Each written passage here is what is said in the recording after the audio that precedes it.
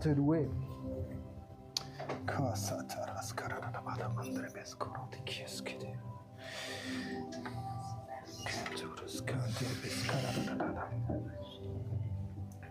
Bon,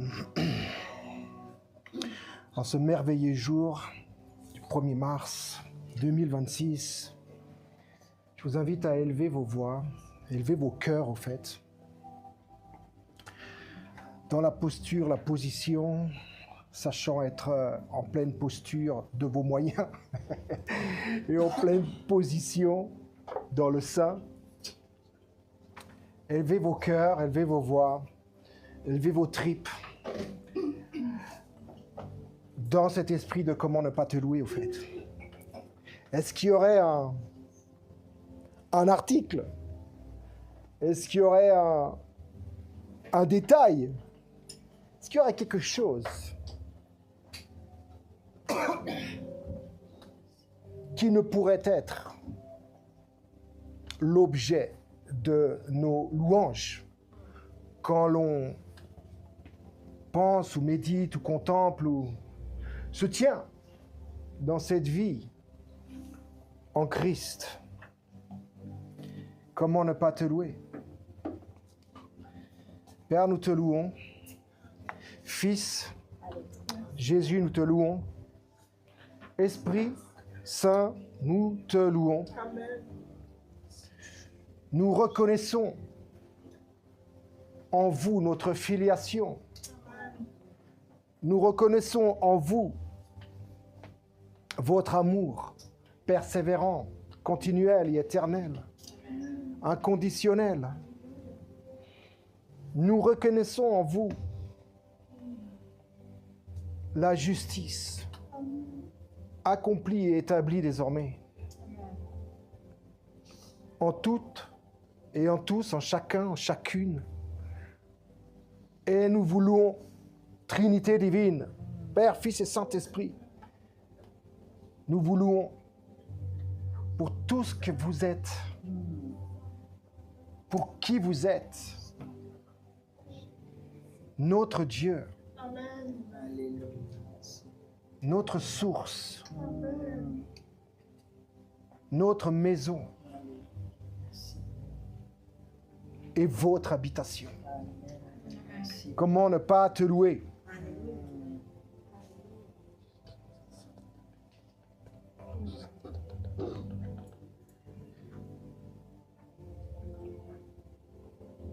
Père, notre Père, Père de notre Seigneur et frère, Jésus-Christ, nous te rendons grâce de ce que ta vie, de ce que tu en es la source, de ce que ta vie se trouve en nous, en chacun et nous anime. Aujourd'hui, mais hier aussi, Amen. avant-hier aussi, l'année passée, il y a 2 ans, il y a 3 ans, il y a 1000 ans, il y a 2000 ans, il y a 6000 ans, il y a des milliards d'années. Nous te remercions de ce que tu possèdes la vie et que tu l'as, au travers du Fils, donné en possession à tous. Amen. De ce que tu as tout créé, des milliards et des milliards d'années de dévotion, de persévérance, de soutenance à tout ce que tu as créé, de tout ce que tu propulses en avant dans les âges, depuis le fond des âges, jusqu'à aujourd'hui et dans 1 minute, dans 2 minutes, dans 5 minutes, dans 1 heure, dans 3 heures, demain, après-demain, la semaine prochaine, le mois prochain, l'année prochaine. Alors que nous retournerons peut-être à la poussière, ce que tu propulseras encore. Nous te rendons grâce Amen. d'en être le témoin aujourd'hui. D'être le témoin porté par la foi de ton Fils, sachant que tu existes et que toute chose existe en toi. Et que tout persiste et que tout subsiste en toi. Alléluia. Nous te rendons grâce d'être ces témoins encore aujourd'hui. Amen. Remplis de ta vie, remplis de ton esprit, remplis de ta bonté, remplis de ton amour, remplis de qui tu es, Papa. Merci, Père. En ton Fils, nous saluons notre bien-aimé, l'apôtre Alain Léa, que tu as voulu être celui qui nous porte, qui nous conduit, qui nous enseigne dans cet âge, dans cette génération. Amen. Nous te rendons grâce pour sa vie et sa participation Amen. pleine en toi. Te rendons grâce de ce que tu le gardes fidèle à ce que tu lui as révélé, ton Fils en toi et tout ce qui va avec. Merci Seigneur, parce que tu le tiens, Amen. tu le gardes et tu l'as pleinement fidélisé. Saluons apôtre Alain Léa depuis Genèse.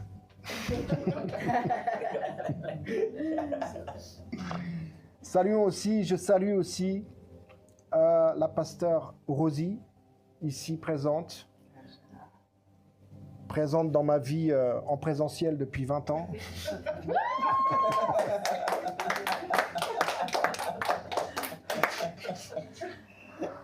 Un soutien à mon âme très constant. Merci pour ce que tu as soufflé en elle, ce que tu crois en elle, ce que tu crois d'elle. Oui, c'est Jésus. Mais dans sa participation, Père, tu la soutiens, tu l'élèves, tu la conduis. Merci. Je salue aussi Pasteur Christy, là-bas à Japoma. Je sais où c'est. Je te salue, nous te saluons. Tes bien-aimés te saluent. Ainsi que prophète Yvan, je sais où tu es. Et nous te saluons, notre bien-aimé frère. Je salue aussi les anciennes qui sont présentes. L'ancienne Christelle, l'ancienne Diana. Merci pour votre dévotion, pour votre transmission, votre participation. Merci pour votre cœur alerte. Merci pour vos vies. Je salue aussi la diaconesse Anne-Marie. Je rends grâce à Dieu pour sa vie et pour le service toujours constant, toujours prête à rendre, comme on dit, service. C'est-à-dire que les mains sont ouvertes, le cœur est ouvert, la bouche ne parle pas dans le vide. Alléluia. Gloire à Dieu. Je rends grâce aussi au temps de louange que nous avons eu, mais à celles qui se sont tenues devant et qui nous ont emmenés, emportés, conduits dans l'adoration. Donc vous êtes bénis, filles de Dieu. Merci pour votre dévotion. C'est pas seulement des dévotions ici. Je sais que vous avez des répétitions, que vous travaillez. Merci, merci, merci. Merci pour les multimédias, les médias. Fils de Dieu, merci pour votre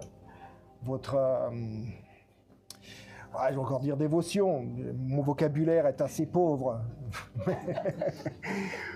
Pour votre entrain, pour votre élan, pour l'envie que vous avez de faire paraître, de faire entendre, de faire connaître le message de l'Évangile plus loin que ce petit local, que cette petite salle. Donc, merci, c'est précieux. Alléluia. Merci à vous qui vous êtes déplacés ce matin de loin pour la Suisse, c'est loin. Je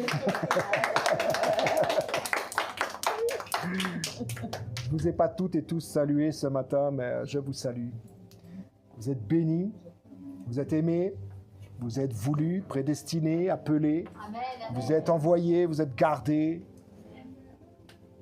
Vous êtes précieux, vous êtes des fils et des filles de Dieu, sans conteste. Amen. Allez, vous pouvez vous asseoir. Nous concluons le mois de février. Il n'avait qu'à pas avoir 28 jours.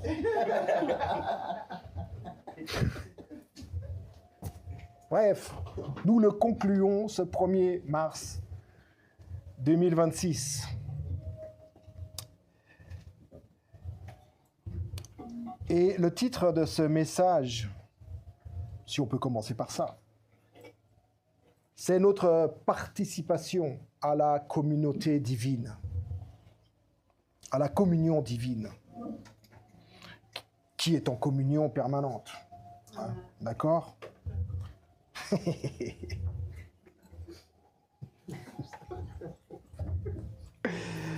Alléluia. Amen. Avant cela, je salue les 3 jours qui viennent de jeûne et prière. Alléluia. Amen. Nous allons vivre des temps intenses dans le jeûne et la prière.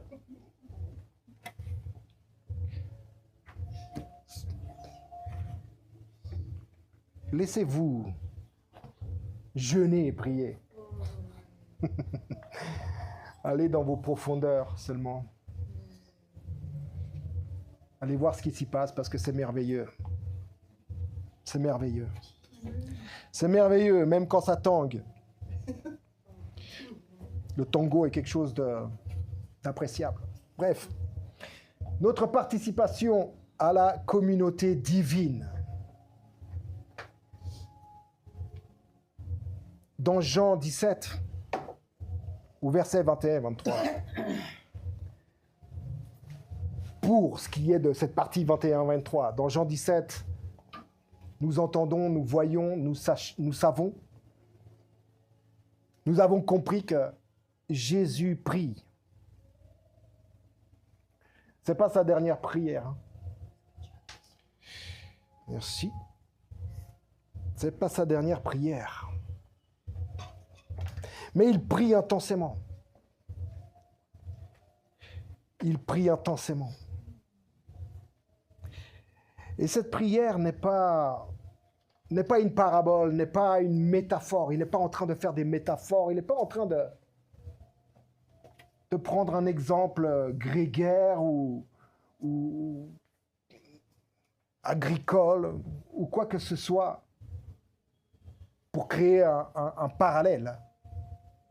Non, il prie intensément dans les réalités qui sont éternelles au fait. Il prie dans la volonté même du Père. Il prie dans la volonté du Père. Dans ce qu'est la volonté du Père, et quand l'on exprime dans la volonté du Père, c'est la volonté du Père avec le Fils dans l'Esprit, en communion totale et éternelle. Et il prie intensément. J'ai relevé deux, trois passages d'entre ces 3 versets-là. Que tous soient un, comme toi, Père, tu es en moi et que je suis en toi. Que tous soient un, comme toi et moi, nous sommes un, n'est-ce pas? Amen. Que aussi. Rappelez-vous qu'il a dit, ce n'est pas seulement pour eux que je prie. Rappelez-vous. Dans Jean 17, il va dire, je ne prie pas seulement pour eux. Ça, c'était juste un peu avant. Et là, il dit, que aussi. Donc, tu es inclus dans ce eux aussi, dans ce que eux aussi. Que aussi soit en nous. Qu'il soit un. Qu'il soit un. Comme nous sommes. Amen. Un. Et c'est pas un. Ils sont un et nous voilà un, l'humanité, et nous sommes ensemble dans la même pièce. Et puis on peut exprimer, ouais, ça fait un. Ah, plus loin que ça. Moi en eux. Moi en eux. Et toi en moi. Moi en eux et toi en moi. Afin qu'ils soient parfaitement un. Pas rassemblés dans une pièce. Pas rassemblés comme on pourrait dire en Christ. On est rassemblés. Voilà le peuple du reste. Non. Moi en eux. Christ est en toi. Moi en eux. Totalement infusé. Tu es totalement absorbé. Imagine quand tu mets ton sachet de thé dans une tasse. Ta tasse d'abord, elle est chaude avec de l'eau translucide, n'est-ce pas? Transparente. Tu mets ton sachet dedans. Regarde ton eau.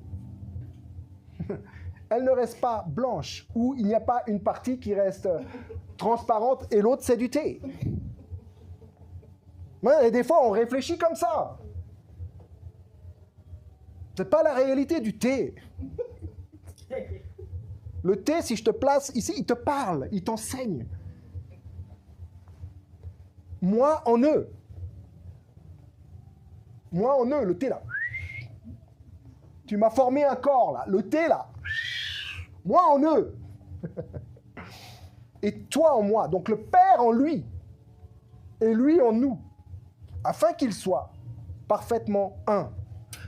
Pas juste un, parfaitement.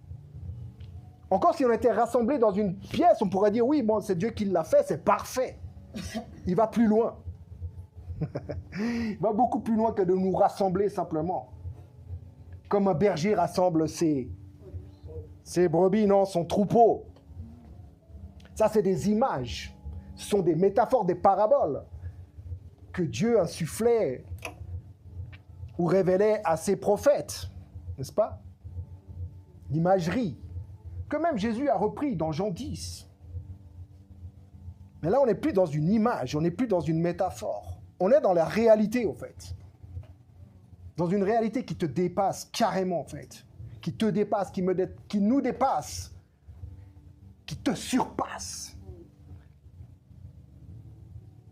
Quelque chose qui te surpasse. La paix qui vous surpasse sera avec vous.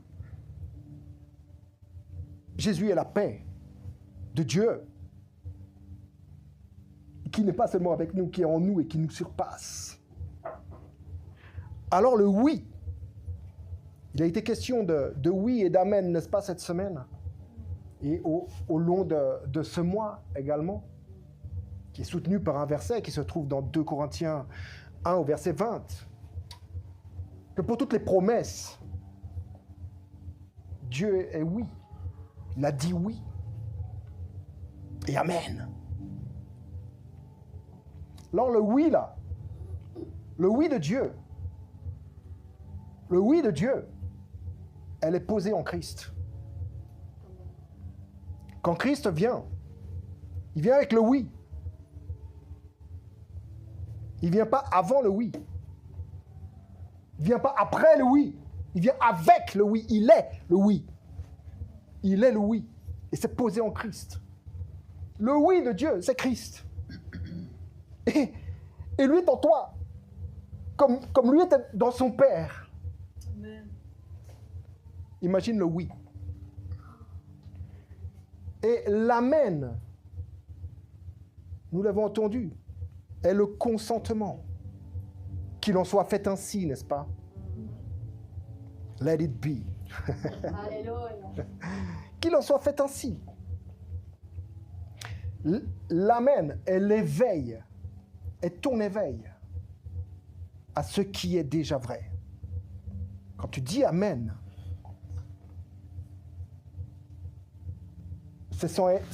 c'est censé résonner avec quelque chose qui s'éveille en toi. Arrêtons de dire des amens psychologiques, des amens robotiques. Dire oui, amen à tout.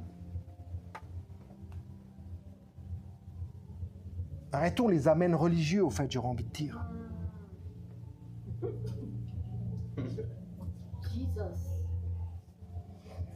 Ok, j'ai 2-3 points, enfin plus 3 que 2,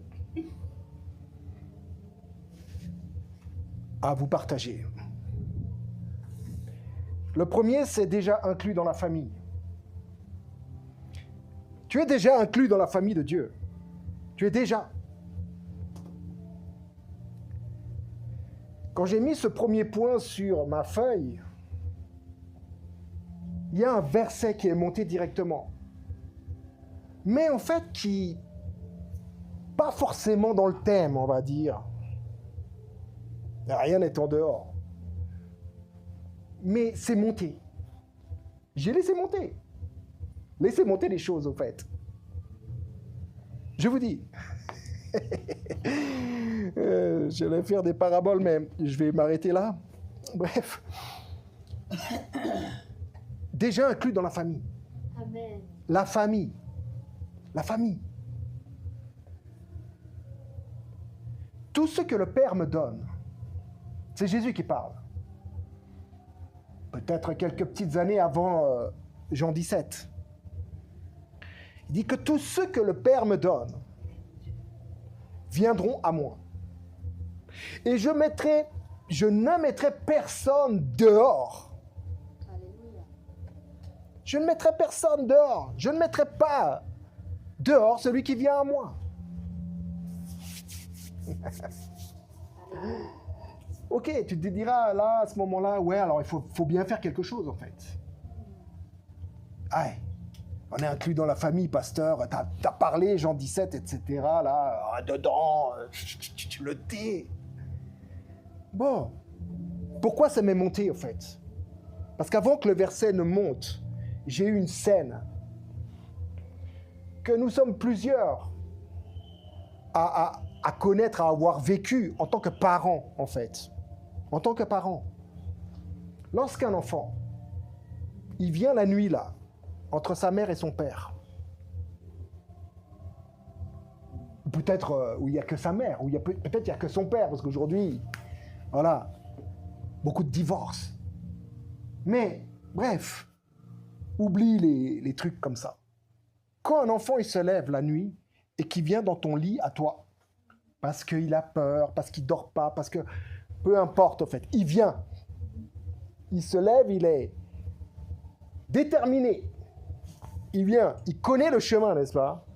Il ne va pas se retrouver aux toilettes. Hein. Il ne va pas se retrouver à la cuisine. Il connaît le chemin. Tac, tac, il a l'habitude.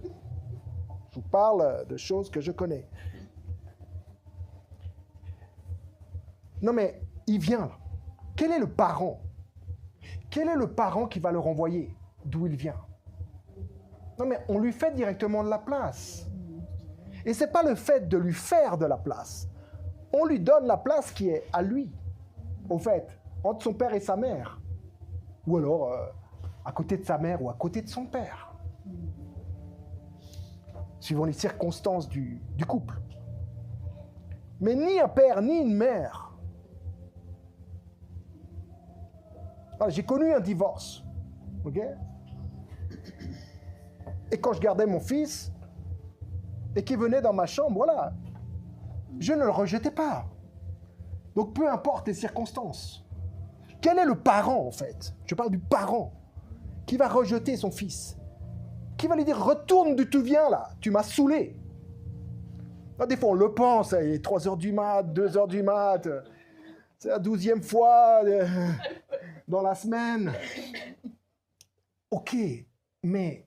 c'est ton fils, c'est ta fille. Ne vas-tu pas lui faire de la place? Hein, tu vas lui donner la place qui est la sienne. C'est pour ça qu'il est monté ce verset-là, dans Jean 6, 37. Déjà inclus dans la famille. Je ne rejette personne qui viendra à moi. Je te dis que tu n'y es pas encore allé, que tu es déjà dedans. Le venir, c'est la participation. C'est de reconnaître que tu as une famille. L'enfant, là, s'il vient, c'est qu'il reconnaît qu'il a des parents, non? S'il n'avait pas la conscience d'avoir des parents, il resterait dans sa chambre, en train d'avoir peur, en train de... Voilà. Dans l'état dans lequel il est. Il resterait dans sa chambre parce qu'il est conscient qu'il n'a point de parents. Qu'il n'a point d'origine, en fait. Quel est le parent? Quel est le parent qui va rejeter son fils, en fait? Tu es déjà dans la famille. Inclus. Dieu ne t'a pas fait de la place. Il t'a donné la place. Il t'a donné son fils. Je suis en vous, là. Ta place, c'est dans le fils. Et sa place au fils, c'est dans le Père. T'es inclus. Quand il prie, là, Jésus, c'est pas pour créer une possibilité. C'est pas pour créer une possibilité, mais pour révéler une réalité. Il n'est pas... C'est vrai que quand tu lis ça, tu as les subjonctifs présents. Que. Un subjonctif présent, par définition, c'est quelque chose qui est dans l'esprit, le peut-être. C'est pas sûr. Que ta volonté soit faite. Que ta volonté soit faite. C'est un subjonctif présent, n'est-ce pas? Que je sois inclus. Si Dieu le permet, si Dieu le veut. Donc c'est dans le peut-être.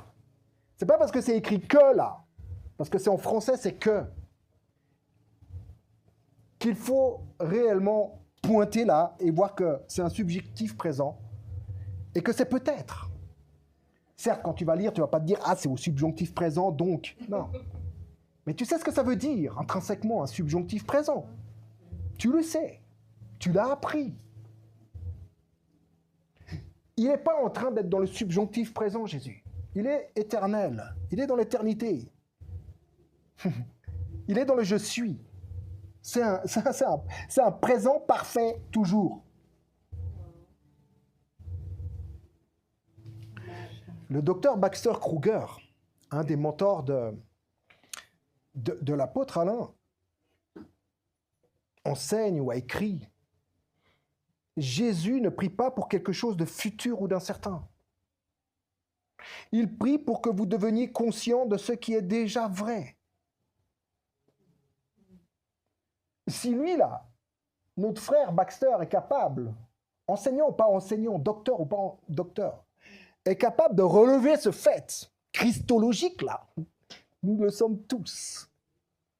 Nous le sommes tous. Ce n'est pas une doctrine inventée, un truc ajouté. C'est un fait christologique. Lui le relève. Alléluia, merci pour les docteurs. Mais je vous assure que nous sommes tous capables pour relever les faits christologiques, les faits du tout accompli, les faits de l'œuvre de Dieu sur tous, sur nos vies.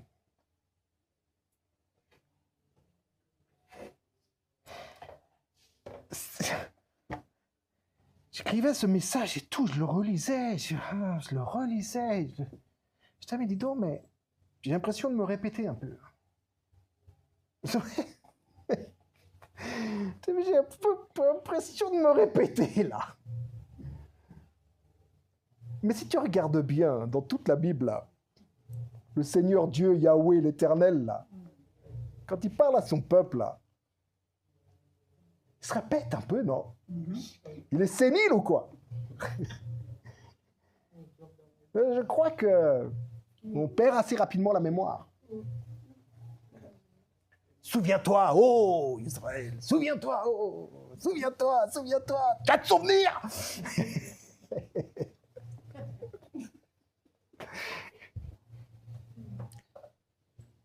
Quitte à me répéter, l'inclusion n'est pas un objectif spirituel à atteindre. L'inclusion, je te dis, frères et sœurs, n'est pas... Non, vraiment, ce n'est pas un objectif spirituel à atteindre. Si c'est l'objectif de ta vie, Change d'objectif. Parce que tu es déjà inclus, au fait. L'inclusion est un fait accompli. C'est accompli.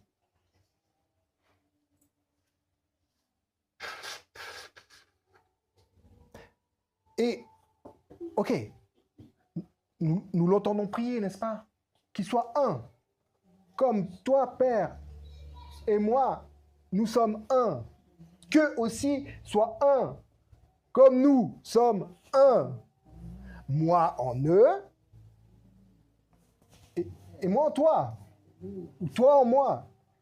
À un autre moment, il va dire toi en moi en toi. C'est vraiment, c'est intertwine. En anglais, là. Intertwine. Un truc comme ça, non, c'est enchevêtré. C'est dedans, entremêlé. C'est waouh. Tu peux pas. Il n'y a pas moyen, en fait. Il n'y a pas moyen. Imagine maintenant, tu as mis ton sachet de thé dans l'eau, là, chaude. Tu attends un peu que ça refroidisse. Ok, tu vas pas mettre tes mains tout de suite dedans. Tu vas te brûler. Et en fait, tu vas maintenant essayer, dans ta tasse de thé, de séparer le liquide de la substance thé. Essaye de séparer ça. Non mais essaye de séparer ça. Tu vas faire comment? Non mais... Tu vas faire comment en fait? Explique-moi comment tu vas faire. Moi en eux et moi en toi. Comment tu vas faire? C'est pas possible au fait. Donc c'est pas un objectif spirituel à atteindre, je t'assure. Te fatigue pas. Te fatigue pas. Te fatigue pas. Vraiment. Par la grâce du Seigneur, ne te fatigue pas. Tu as autre chose à faire. Vraiment. Autre chose à explorer dans le Seigneur. Autre chose à explorer en toi, à découvrir de ta filiation. Que d'essayer de te mettre dedans comme ça. Puis d'y tenir. Comment tu vas faire? Ok. Le Père aime le Fils, non? Et cet amour-là, elle t'inclut. Elle, il.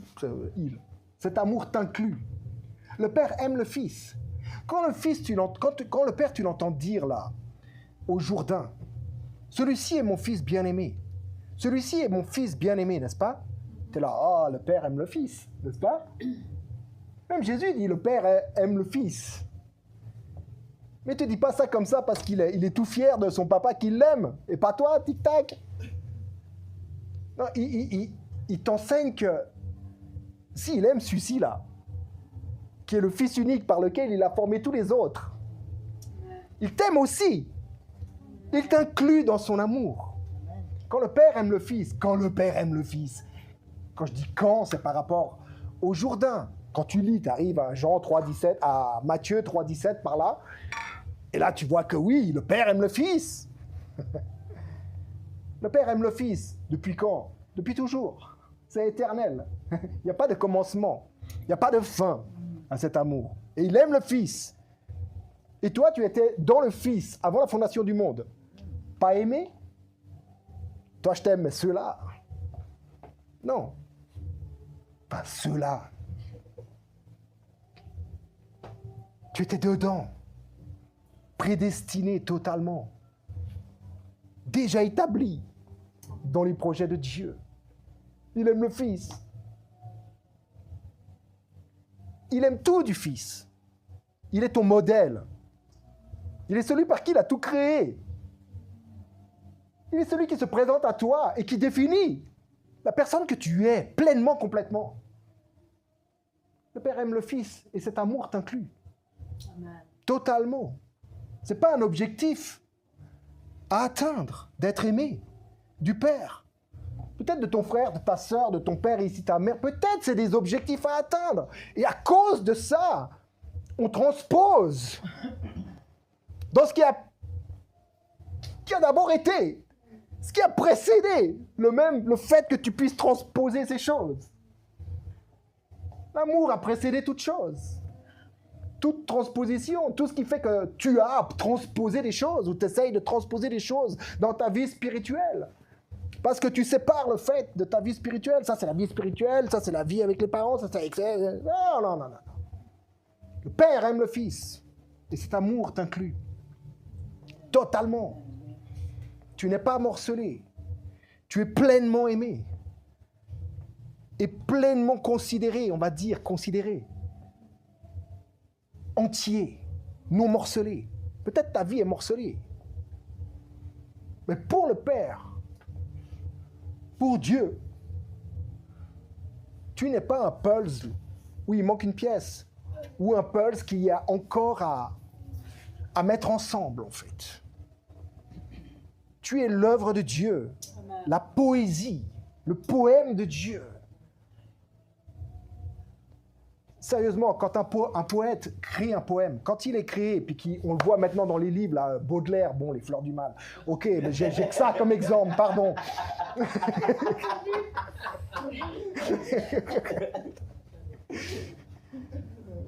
Voilà, c'est ce qui monte. Voilà, c'est l'imagination sacrée, c'est parti. Bref.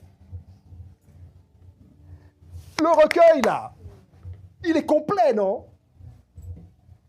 Fleur du mal, à la fin, tu sais ce que c'est. C'est complet. Tu es la poésie de Dieu, dis donc. Tu es complet. Lis un peu ce qu'il y a en toi. Et tu sauras, à la fin, qui tu es.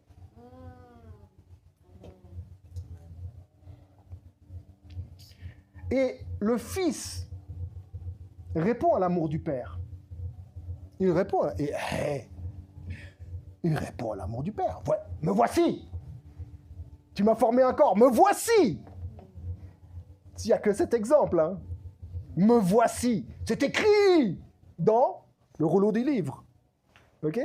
C'est écrit dans ta Bible, là-bas. Le Fils répond. Il reçoit cet amour et réciproque avec. En fait, il répond. Il participe dedans, en fait.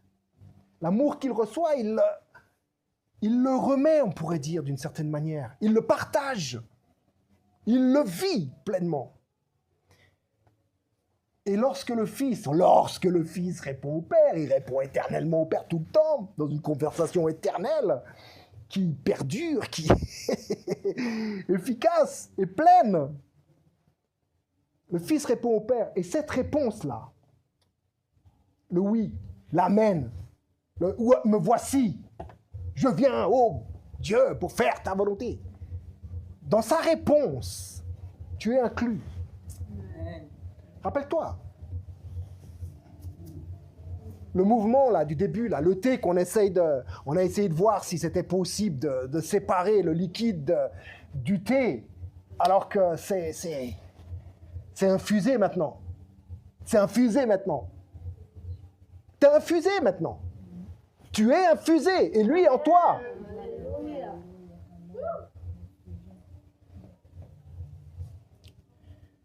Voilà ce que croyaient les premiers chrétiens. Dans les quelques siècles. Hein. Il y en a quand même 21, donc c'était les premiers.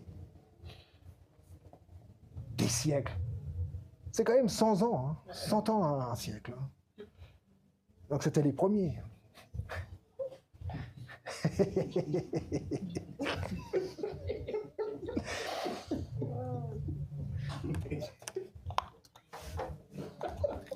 C'est hyper profond.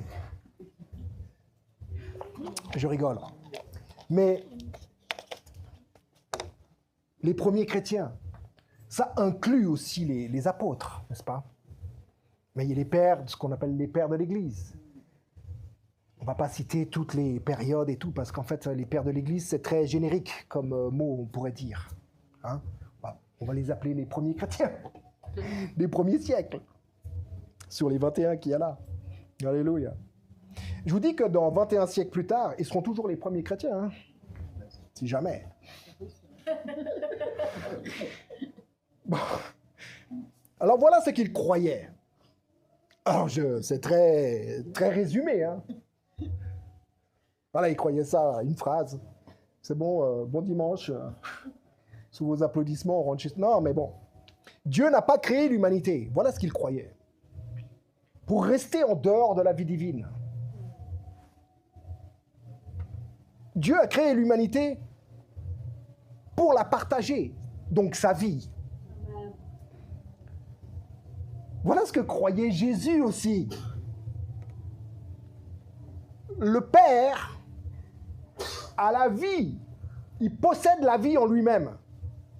Ça c'est dans Jean 5, verset 26. Le premier chrétien là. Le premier chrétien, celui qui le définit, qui définit tous. Le Christ là. Le Père a en lui-même, ou possède en lui-même la vie. Et le Fils également a la vie. Il lui donne éternellement cette vie. Et moi, je vous donne ma vie. Voilà ce que croyaient les premiers chrétiens, dont le premier là, l'alpha, est censé représenter tous. Il les représente. Est-ce qu'on réciproque? Mais Dieu n'a pas créé l'humanité pour rester en dehors de la vie divine.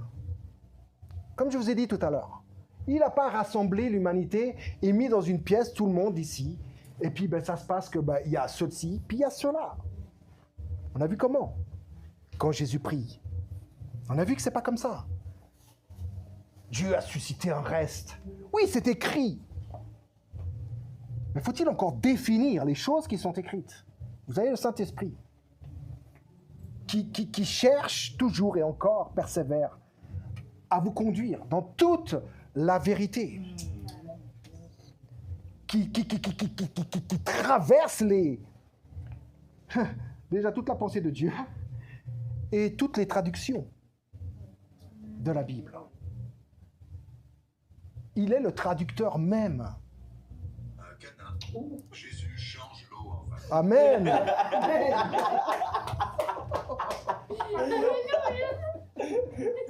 Alléluia.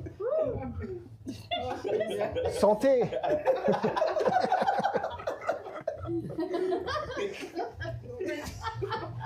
Réjouissez-vous.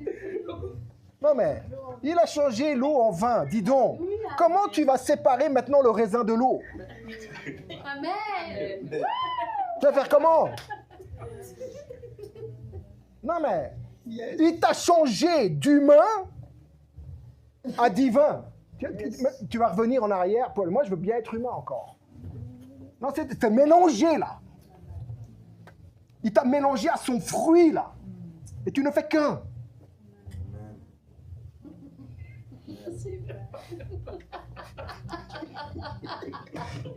Alléluia. Amen. Alors, si vous êtes inclus,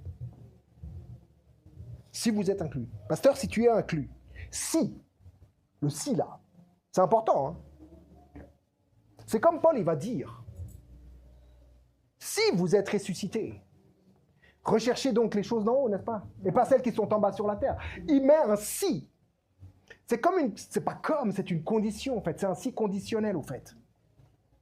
Mais c'est quelque chose que tu conditionnes toi-même. C'est pas Dieu qui le conditionne. C'est toi. Est-ce que tu vas dire Amen? Est-ce que tu vas participer, au fait? Est-ce que tu vas réellement répondre?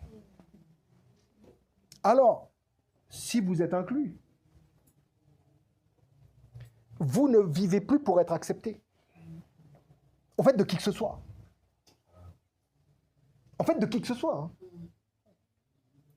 Mais ta famille alpha, on va dire, c'est Dieu.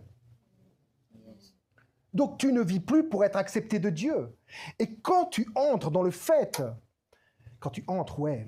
c'est un mot, hein. C'est un mot, un verbe, bref. Quand cela se définit, au fait, quand ça se définit en toi, suite à une considération propre, des choses qui sont vraies, mais tu les considères et tu les définis à partir de cette réalité en toi. Et tu commences à les embrasser pour les réaliser. Je t'assure que Tu n'as plus peur de ce qu'on peut appeler la solitude. Tu n'as pas besoin de faire tout ton remue-ménage pour être accepté de qui que ce soit. De ta maman, de ton papa, de ton frère, de ta sœur, de tes enfants. C'est une fois aussi. Ah, les sales gosses. Ah, on leur a tout donné. Mais sérieusement, ça te calme en fait. Je peux le dire, de notre conversation. Je parlais avec notre bien-aimé fils de Dieu Gérard là. J'ai dit, le Saint-Esprit m'a calmé. Non mais le Saint-Esprit m'a calmé. Non mais il m'a rendu calme. Vous vous rendez pas compte à quel point je suis calme. Grâce à Dieu, hein, on va dire. Hein. J'y suis pas arrivé tout seul. J'ai participé, j'ai dit Amen. Amen à ton calme. Amen, pas le calme, mais Amen à ton calme. Je n'étais pas prêt de me calmer. Je vous assure, je n'étais pas prêt de me calmer. Je suis témoin. Voilà. Mais maintenant, si tu considères ton inclusion, d'être inclus, toi et tous, et le reste en fait, ok, tu ne vis plus pour être accepté, je t'assure. Ça va te quitter gentiment. Ça va se résorber naturellement. Mais ça dépend de ta considération, de ton amen en fait. Ton amen religieux ou conscient. Vous avez vu des fois, quand je parle de amen religieux, c'est que des fois on est au travail. Le chef il te dit, ouais, fais ci, amen.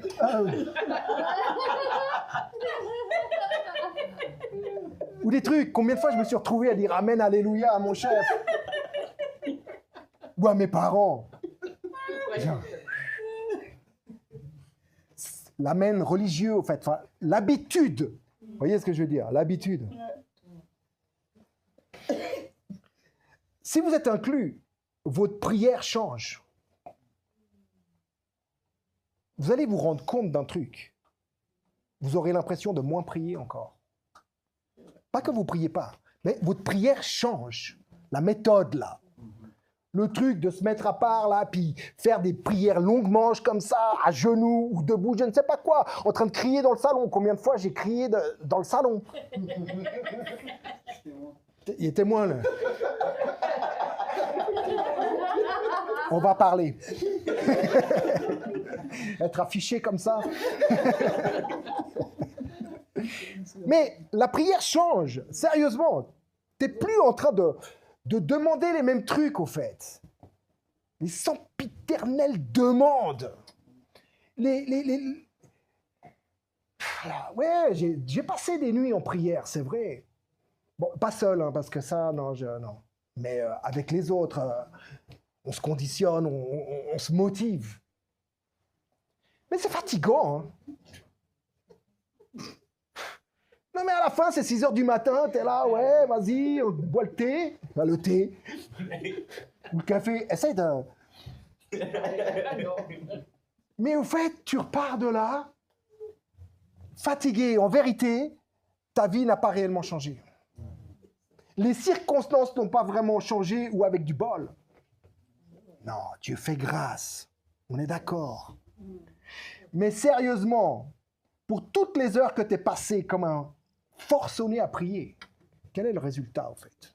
Si tu dois mettre dans la balance et faire des résultats, là, faire des stats, les statistiques de mes prières engagées, Jesus, dans ton inclusion, dans l'inclusion, dans le fait de te savoir inclus, de te connaître inclus, ta vie est une prière, au fait. Amen.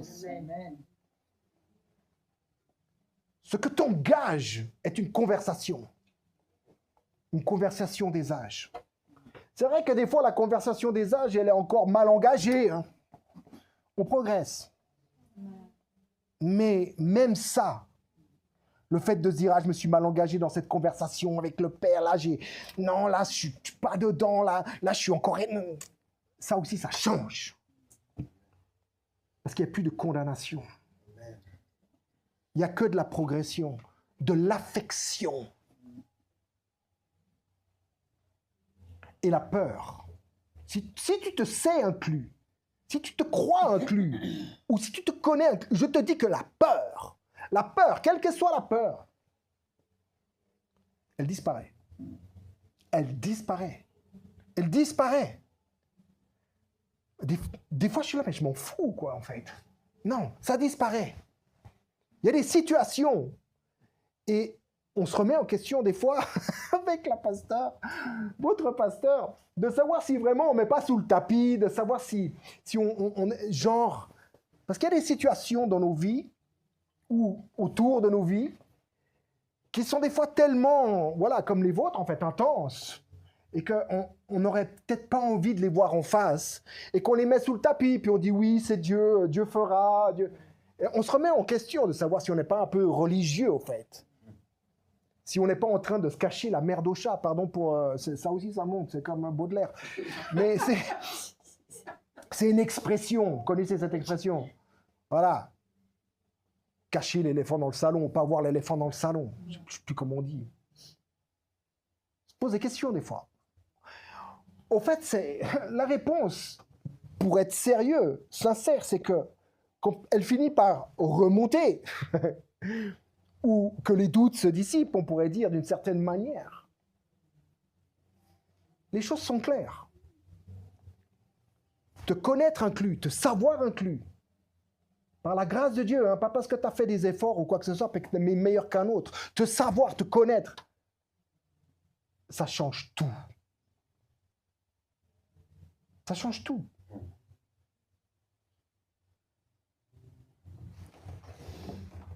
La peur disparaît.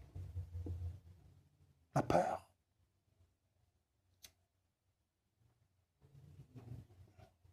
Parce qu'il est ta vie. Parce qu'il a tout pris sur lui. Tout ce que tu étais, il l'a vécu en tant que toi, il l'a fait en tant que toi. Il a tout pris, il a tout fait. Connaître cela est l'essentiel pour ta vie, au fait. Tu n'as pas besoin de savoir tellement plus. Mais du moment que tu commences à savoir ça, tu as soif, tu as faim, tu veux connaître plus, tu veux aller plus. Mais en vérité, essentiellement, voilà,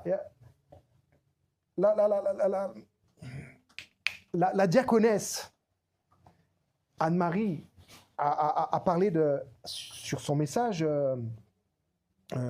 jeudi, et quelque chose était monté en elle, le psaume 23. Je vous avoue que la même chose, le psaume 23 est monté quand je faisais aussi ce message. Je m'étais dit, je ne compte pas en parler parce qu'elle en a déjà parlé, mais ça me vient là par rapport au propos. Je crois que c'est le verset 4, sauf erreur, ou peut-être le verset 1. Bah, tout le monde le connaît, il y a 6 versets, bref, il n'est pas long. L'Éternel est mon berger, je ne... Rien. Est-ce que tu crois? Alléluia. En fait, tu peux le répéter religieusement, comme on pourrait dire, avec habitude, avec diligence. Mais c'est mieux de le répéter avec compréhension, en fait. De comprendre ce que ça veut dire. Je ne manquerai de rien. C'est pas juste dans une vie, celle-ci, là. Dans une temporalité. Si tu vois ce verset avec ta temporalité, dans la temporalité, tu regardes mal. Tu regardes mal. Je ne manquerai de rien. Réellement, te connaître, te savoir inclus, c'est là où se révèle cette parole de David. Et tu la confirmes. Elle se confirme. Ok, donc, tu es inclus, tu es dans la famille, tout va bien. Alléluia. Ça ne s'arrête pas là. Tu es inclus pour partager sa nature divine également. Alléluia. Il nous a donné les plus grandes et les plus précieuses promesses, n'est-ce pas? C'est Pierre qui dit. Et Paul, il dit, à ces promesses-là, il a répondu oui. Ces promesses sont oui. Et Pierre nous dit qu'il nous a tout donné. Et dans ce tout donné, Paul répond oui. C'est fait. C'est tout donné, c'est tout reçu. Alléluia. Amen. Afin que par elle, vous deveniez participants de la nature divine. On a vu la promesse, c'est qui? C'est Christ, là.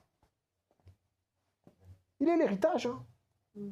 Il est ton héritage. Ah, il m'a tout donné avec lui. On a vu la prière. Hein? Moi en eux, moi en toi. Il m'a tout donné avec lui. Le Fils est le oui à toutes les promesses de Dieu. Et toi, tu es dedans. Tu es inclus dedans. Tu es inclus dedans. Il est le oui de toutes ces promesses-là. Et il possède en lui-même la vie divine, n'est-ce pas? Pas pour donner que des références, mais Jean 5, 26. C'est une sacrée référence biblique, celle-ci. Et il possède la même vie divine que le Père, au fait, qu'il reçoit éternellement de lui. Cette vie, il la reçoit éternellement. Ça coule, ça circule éternellement. N'est-ce pas? Et toi, tu es dedans. Tu es dedans. Ça circule éternellement. Amen. Alors si, encore des si. Alors si le Fils possède la vie divine en lui-même, ok? Et que nous sommes en lui. Si le Fils possède en lui-même la vie divine là, éternellement, toujours, ça circule indéfiniment comme ça depuis toujours. Et que nous sommes en lui, comme il l'a prié, alors nous participons. Alors nous participons. Amen. Par grâce. Pas parce que tu participes, par grâce. N'oublie pas que tu es un vase de terre. Pas la terre là, mais ça là. Ça là. Notre faiblesse, ça là. On va dire. Un vase de terre là. La gloire de Dieu se manifeste. Dedans total. Dedans total. Le vase de terre. Et tu participes par grâce à la vie divine reçue du Père. Non mais c'est dedans. Voilà. Moi en Christ, Christ en moi, on se demande, oui, c'est quoi au fait? Comment ça va? À quoi ça ressemble? Et qu'est-ce que seront les œuvres que je vais faire? L'œuvre du Père. Non mais juste. L'œuvre du Père. C'est que vous reconnaissiez, vous connaissiez, que vous acceptiez celui qu'il a envoyé. Son Fils unique, Jésus-Christ. L'œuvre du Père. Pas compliqué. L'œuvre du Père, c'est de t'inclure dedans. C'est juste que tu crois. Et le fait de croire, encore, tu as un moyen qui t'est donné par grâce, qui est la foi du Fils, dans laquelle tu participes pleinement. Au-delà de ce que tu imagines même, ça te surpasse. Le moyen, là, de la grâce, là, la foi, c'est un moyen qui te surpasse. Hein. Il n'y a pas que la paix qui te surpasse, il y a la foi qui te surpasse. Dieu nous surpasse en tout.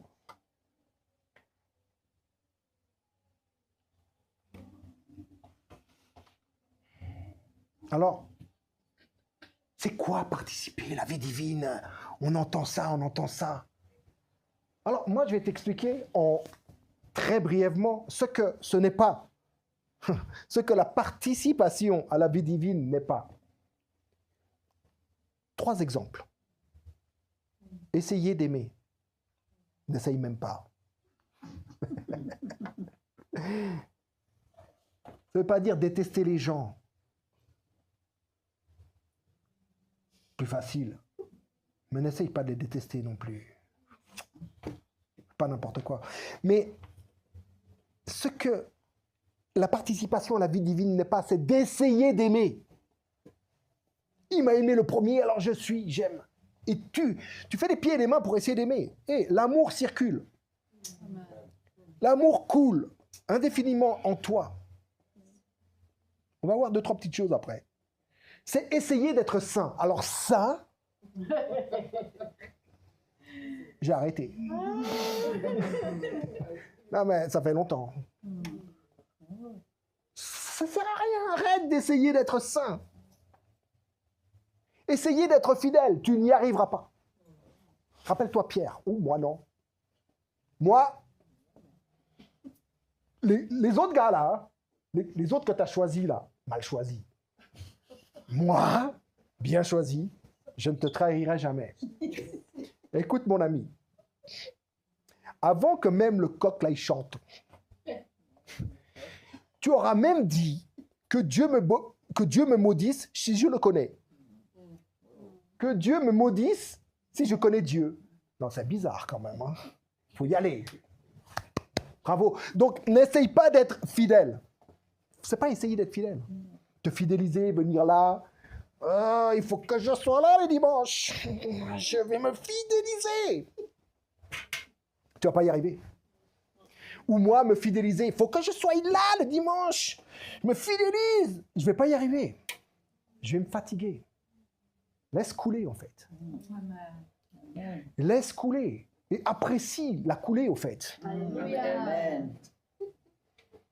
En fait, ce que la participation à la vie divine n'est pas, c'est essayer, essayer, essayer, essayer et essayer encore. Parce que tu n'y arriveras pas. La réalité de l'union est que vous aimez. Vous êtes saints. Vous êtes fidèles. Parce que vous êtes unis à Christ. Et que vous participez dedans. Je vous dis, c'est par défaut. Y a-t-il des efforts ou pas d'efforts? Ton effort est mental, en vérité. Plus que physique ou spirituel, c'est mental.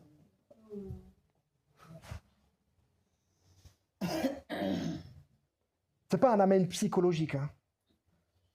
Et pour qu'il ne le soit pas, c'est mental. C'est Paul qui dit dans... qui dit bon, je sais où c'est, mais c'est un peu redondant toutes les références. Qui dit, en fait, nous avons reçu une arme puissante. Nous ne combattons pas avec des armes humaines, mais rendues puissantes grâce à Dieu. Et nous faisons quoi avec ça? Tout ce qui s'élève en pensée contre la connaissance de Dieu. Quelle connaissance? Le fait que, oui, je connais que Dieu, c'est celui-ci. Ah non, non, c'est pas celui-ci, c'est celui-là. Non, la connaissance de Dieu. Ce que Dieu connaît, pas ce que toi tu connais de Dieu, contre la connaissance de Dieu. Donc, contre la foi de Dieu, contre l'opinion de Dieu. Tout ce qui s'élève en toi, grâce à cette arme puissante, rendue puissante grâce à Dieu, tu traites. Amen. Tu traites. Et quand ça s'élève, c'est dans tes pensées, donc c'est mental. C'est la mentalité qui doit changer. Et ça, c'est puissant en toi. C'est puissant en moi, c'est puissant en nous. Amen. C'est vrai que quand tu te regardes autour, encore aujourd'hui, tu te dis, Jesus, tout ce qu'on a reçu et tout ce qu'on est en train encore de détruire. C'est vrai que ça peut paraître complètement saugrenu, en fait, de parler aujourd'hui, alors que le monde est à feu et à sang, en fait.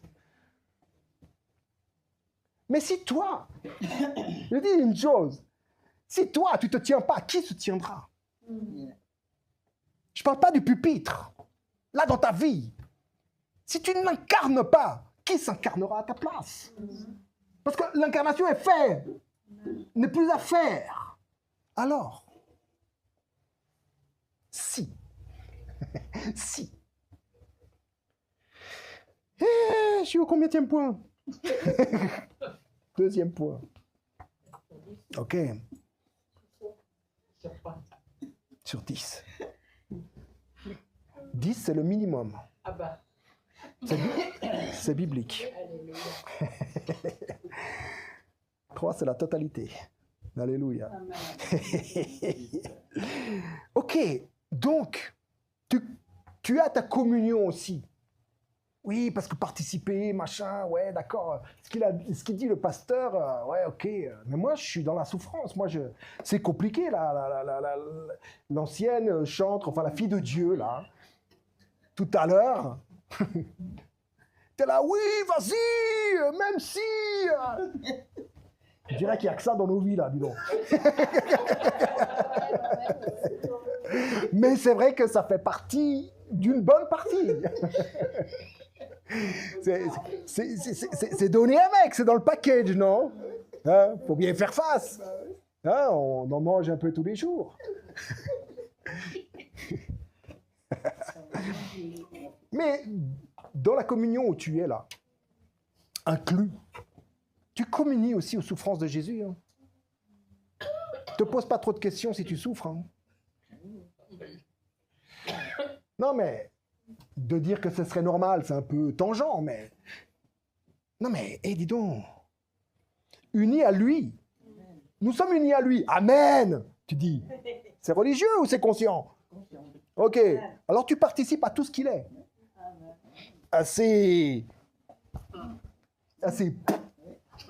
tac, à ça truc d'épine, à tout ça tu participes, mon frère, ma sœur. Tu participes. Et même Pierre va dire c'est ta gloire, mon gars.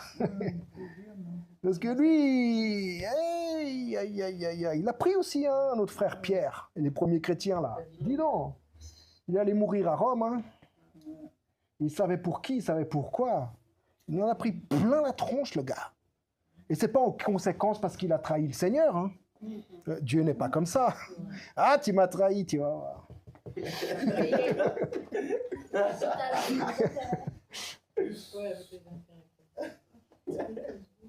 Malcolm Smith, qui est un on en parle souvent là ces derniers mois. Malcolm Smith, vous savez qui c'est ou quoi?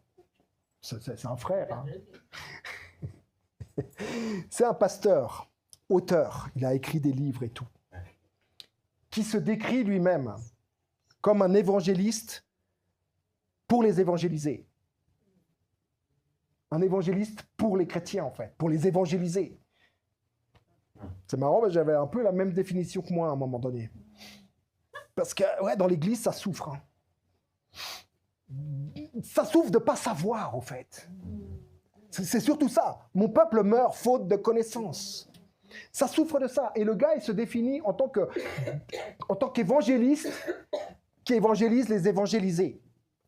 C'est les plus durs. Et qu'est-ce qu'il leur enseigne à ces gars? Qui sont vraiment en Christ. Voilà son je vais leur enseigner qu'ils sont vraiment en Christ. Non mais, c'est pas rien. Hein. Malcolm Smith, là. Non, le gars, non, c'est quelqu'un de très, très reconnu. C'est un docteur, là. C'est pas que je veux, voilà, Talleyrand et tout, mais le gars, il a travaillé. Le gars, il s'est rendu dedans. Il a plongé. Il a Anacrino. Il allait dedans, là. Anacrino, c'est vraiment... rentrer dans les écrits, rentrer dans la révélation, sortir, casser tout ça, sortir, mettre devant et waouh, et définir ce qui est, et conduit par l'esprit dans toute la vérité, reconnaître que, waouh, nous sommes en Christ. Réellement tous, nous sommes en Christ. Lui, il s'est focalisé là-dessus. Et il s'est dit, je dois évangéliser mes frères qui croient, parce qu'ils croient pas jusqu'au boutiste, en fait. Ils ne croient pas jusqu'au bout. Ils pensent que maintenant, pour être en Christ, il faut encore faire un truc. Alors que Jésus a prié là-bas, on a vu, non? Moi en eux. Toi en moi, moi en toi. Moi en eux, eux en moi. Et pour leur dire que, les gars, vous êtes en Christ, en fait. Et voilà comment ça se passe en Christ. Et lui a dit sur la communion à ses souffrances que ça ne concerne pas, au fait, Dieu qui nous punit, en fait. Ah, je dois porter ma croix, oui, si je souffre, etc. Ouais, je souffre. La punition de Dieu, volonté de Dieu, que je souffre. Non, ça concerne la communion aux souffrances de Christ. Parce que nous sommes co-héritiers, n'est-ce pas? Nous sommes inclus dedans. Ça concerne le partage du cœur de Christ, ces souffrances. C'est le cœur de Christ qui t'est partagé. Et tu souffres avec, en fait. Alors ça peut aller jusqu'à des douleurs physiques qui sont lourdes. Des fois même, tu as des douleurs physiques. Jesus! C'est même pas que tu souffres réellement physiquement. Le cœur de Christ, là, te fait comprendre quelque chose, te fait discerner la souffrance d'un autre, en fait. jusqu'à ce que tu comprennes un peu le langage de l'esprit en toi. Et quand tu relâches quelque chose pour la personne ou quoi, tu vas voir que oh, tiens, j'ai plus mal. Ça arrive ici souvent, n'est-ce pas? Ah, j'avais mal au genou. J'ai prié et j'avais plus mal. Pas prier pour moi, mais prier pour... Ah, il y a quelqu'un qui a mal au genou. Et d'un coup, le mal disparaît. Ça fait partie aussi, hein. Mais des fois, tu as tes propres souffrances. Des fois. Mais l'inclusion. Ah, je suis inclus, alléluia, gloire à Dieu, je suis inclus, je suis inclus. Ah! L'inclusion ne met pas la croix à côté. Mais elle ne te la fait pas porter seule non plus. Ah, je porte ma croix. Qu'est-ce qu'il a celui-là? Il porte sa croix. Ah ouais. Non. La croix. La prochaine Pâque, là, c'est dans quelques jours. Ta mine déconfite par rapport à l'œuvre, là, et à la croix. Qu'elle change. Applaudis. Réjouis-toi. Devant la croix, devant les clous, devant les coups. Réjouis-toi, au fait. Réjouis-toi. Parce qu'au fait, la croix nous introduit dans la totalité de ce qu'il est et de ce qu'il a accompli. Sa vie, la croix, la résurrection, l'ascension, la gloire. La croix t'introduit parfaitement dedans. Elle officialise ça, si tu veux dire. Elle inaugure. Amen. Amen. Donc, va pas t'étonner si tu souffres. Des fois, tu souffres même pas de tes propres souffrances. Que le Dieu de grâce vous fasse grâce et vous fasse reconnaître quelle souffrance vous êtes en train de souffrir. Parce que ce n'est pas toujours les vôtres. Et des fois, ne pas le savoir ajoute aux autres qui sont les nôtres. Et c'est lourd à porter, effectivement. Que l'esprit de discernement vous conduise à connaître et à quoi faire ou à quoi dire. Ou à ne pas faire et pas dire. Genre, ah, Seigneur, là. Ok, j'en finis avec mon troisième point, qui est l'amen conscient. Et saint Athanase d'Alexandrie a écrit, avant l'écrire, il en parlait. En Christ, toutes les promesses de Dieu sont accomplies. Toutes les promesses de Dieu sont accomplies. Là, le titre, c'est notre communion c'est notre participation à la communion divine. En Christ, toutes les promesses de Dieu sont accomplies. Ce que Dieu a promis, Christ l'a accompli. Ce que Dieu a promis, Christ l'a accompli. Ce que Christ a accompli, l'Esprit l'applique à nos cœurs. Il l'applique à nos cœurs. Donc tu as aussi part à ces souffrances appliquées dans ton cœur. Et nous recevons en disant Amen.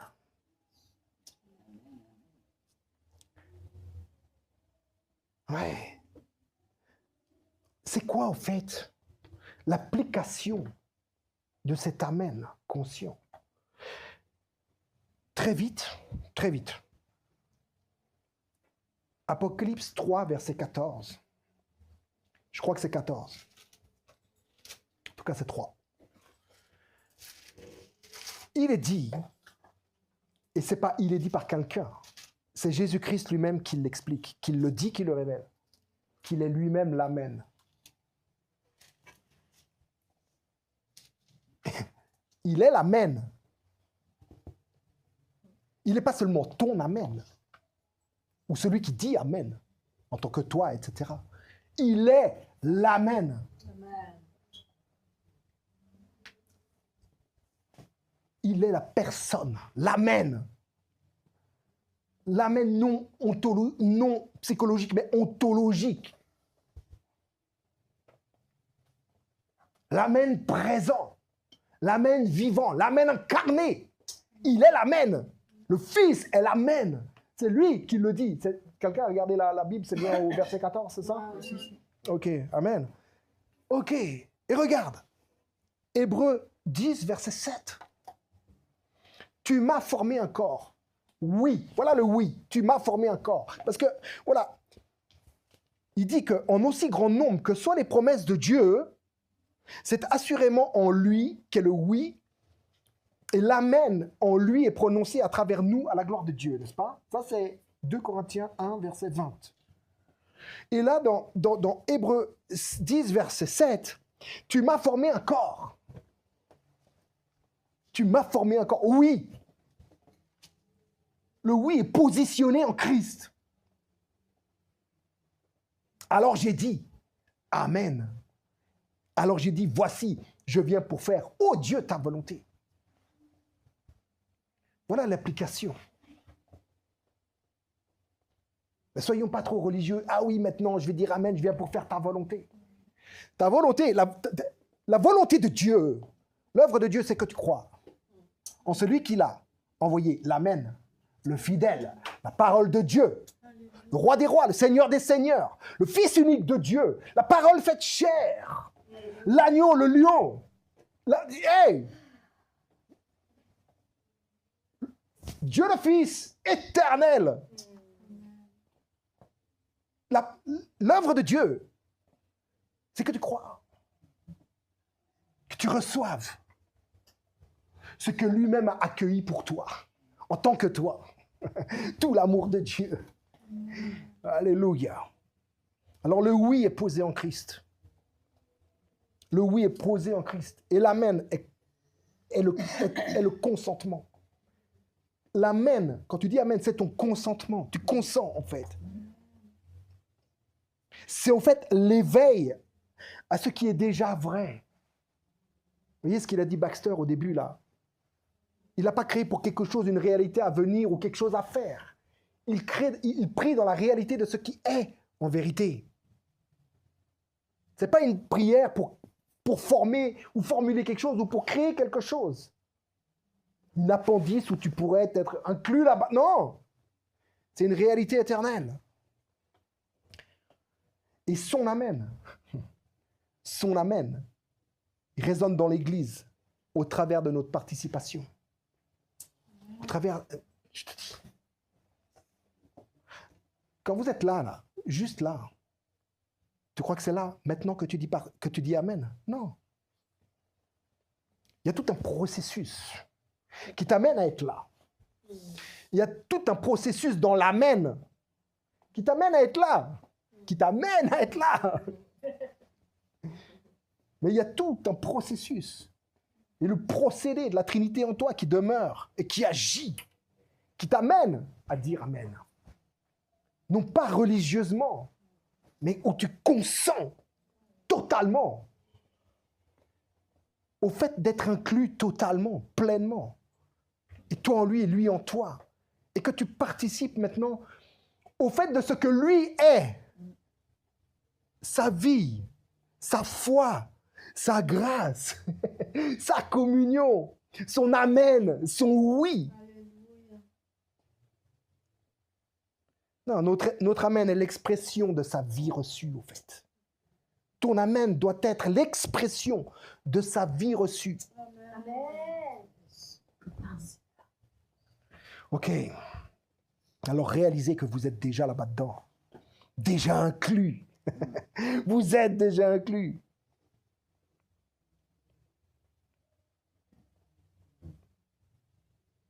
J'avais quelques petites questions, mais on peut passer les questions. Vous voulez les questions? Oui. Ok. Amen alors. Amen. Alors essayez-vous encore d'entrer dans la vie de Dieu. Essayez-vous encore d'entrer dans la vie de Dieu. Vous n'êtes pas obligé de me répondre.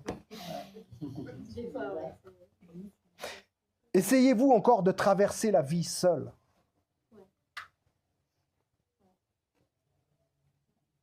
Ouais. Nous sommes en Christ et nous participons à tout ce qu'il est. Nous sommes en Christ et nous participons à tout ce qu'il est. Christ n'est pas seul. Il n'est pas seul dans la pièce ou pas seul dans la Trinité, dans un coin de la Trinité, je ne sais où.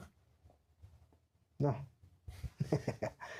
Le oui est éternel et l'incarnation l'a manifesté. La croix l'a scellé, la résurrection l'a proclamé. Et l'amen, je t'assure que même si tu dis amen, alléluia, hein, dans cette conscience, mais il ne va rien ajouter à l'œuvre de Dieu. C'est pas parce que tu dis amen que voilà, maintenant il y a des trucs qui se ramènent et qui. Non. L'amen est l'accord conscient avec ce que Dieu a déjà fait en Christ. Et il t'a inclus en lui. Vous n'êtes pas en dehors de ce que Christ a fait. Vous n'êtes pas en dehors. Ne serait-ce qu'une once dehors, un petit doigt, un bout d'ongle de ce que Christ a fait, a accompli. Vous n'êtes pas en dehors de ça. Que aussi soit un en nous. Vous n'êtes pas en dehors.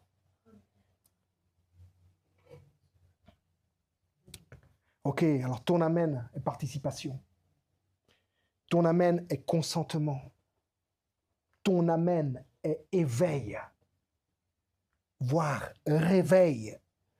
Ton amen est réponse rendue possible par la vie du Fils en toi. Alors que la grâce du Seigneur Jésus-Christ, le oui accompli en Christ, que la grâce du Seigneur Jésus-Christ, le oui accompli en Christ, l'amour de Dieu, la source éternelle de l'inclusion et la communion du Saint-Esprit, la participation consciente à ton amen vécu là, soit avec vous tous. Amen. Et il est avec vous tous. Que la grâce du Seigneur Jésus-Christ, l'amour de Dieu et la communion du Saint-Esprit soient avec vous tous. Que nous consentions tous à cette bénédiction finale. Amen. Amen. Amen et Amen.